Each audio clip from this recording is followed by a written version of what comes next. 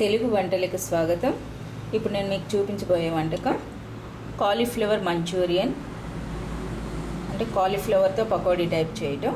దీనికి కావలసిన పదార్థాలు కాలీఫ్లవర్, పుదీనా, కార్న్ఫ్లవర్, మైదా, గరం మసాలా, అల్లం వెల్లుల్లి ముద్ద, టమాటో సాస్, ఉప్పు, కారము, ఇది orange red food colour, soya sauce, vinegar,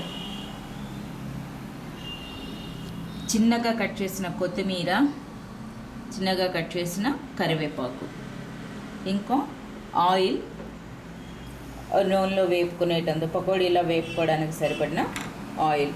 ఇవి కావలసిన పదార్థాలు. వీటితో ఇప్పుడు మనం చాలా రుచికరంగా ఉండేటటువంటి పొడిగా ఉండే కాలీఫ్లవర్ మంచూరియన్ తయారు చేస్తున్నాం.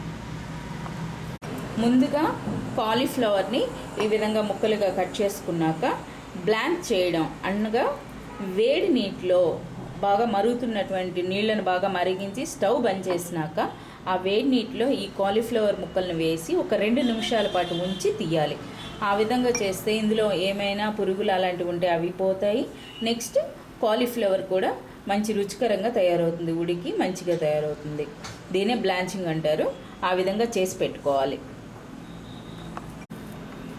ఇక మంచూరియన్ తయారు చేసుకోవడానికి ముందుగా ఈ కాలీఫ్లవర్ ముక్కలను ఒక బౌల్లో వేసుకొని అందులో మైదా పిండి 3 పెద్ద చెంచాలు, 3 పెద్ద చెంచాల మైదా పిండి,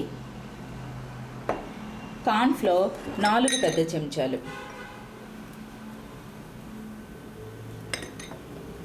మరియు గరం మసాలా, అల్లం వెల్లుల్లి ముద్ద, చిన్నగా కట్ చేసినటువంటి కొత్తిమీర, కరివేపాకు, పుదీనా,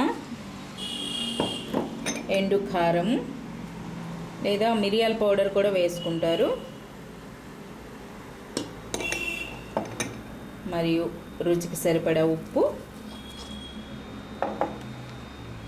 వెనిగర్,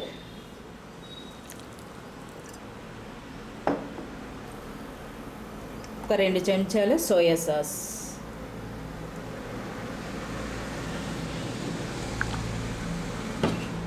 ఇప్పుడు టమాటో సాస్. కారంగా కావాలి అనుకున్నప్పుడు చిల్లీ సాస్ కూడా వేసుకోవచ్చు.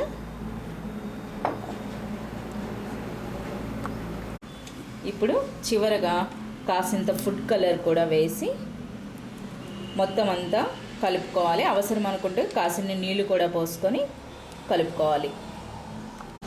ఈ విధంగా మొత్తం అంతా శుభ్రంగా కలిసేటట్టు కలుపుకోవాలి. చాలా కొంచెం వాటర్ నేను యాడ్ చేశాను.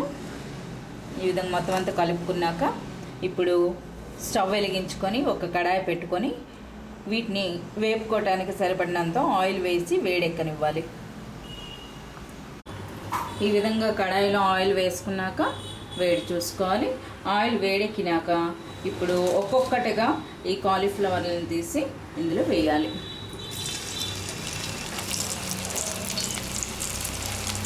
ఈ విధంగా ఆయిల్లో వేసుకున్నాక మంటను మధ్యస్థంగా ఉంచి ఫ్రై చేసుకోవాలి.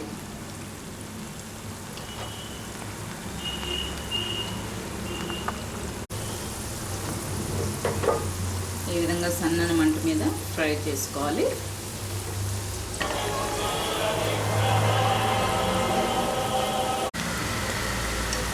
ఒక 5 నిమిషాల పాటు మగ్గించినాక ఫ్రై చేసుకున్నాక ఈ విధంగా తయారవుతుంది. ఇప్పుడు వీటిని ఆయిల్ నుండి తీసుకోవాలి. ఈ విధంగా వేపుకున్నాక ఒక ప్లేట్లోకి తీసుకున్నాక అందులో కాసిన్ని నూనెలో వేపుకున్న కరివేపాకు రెమ్మలతో డెకరేట్ చేసుకోవాలి. ఇది నేను పిల్లల కోసం అని తయారు చేశాను కనుక కారం తక్కువగా వేశాను. మీరు కారంగా కావాలనుకుంటే కాసింత చిల్లీ సాస్ మరియు మిరియాల పొడి వేసుకుంటే చాలా బాగుంటుంది. నా ఈ వంటకం మీ అందరికీ నచ్చిందని నేను ఆశిస్తున్నాను. దీన్ని 65 గోబీ 65 గోబీ మంచూరియన్ అయినా అనొచ్చు. నా ఈ వంటకం మీ అందరికీ నచ్చిందని నేను ఆశిస్తున్నాను. మీకు నచ్చినట్లయితే మీ సలహాలు సూచనలు నాకు పంపగలరు. ధన్యవాదములు.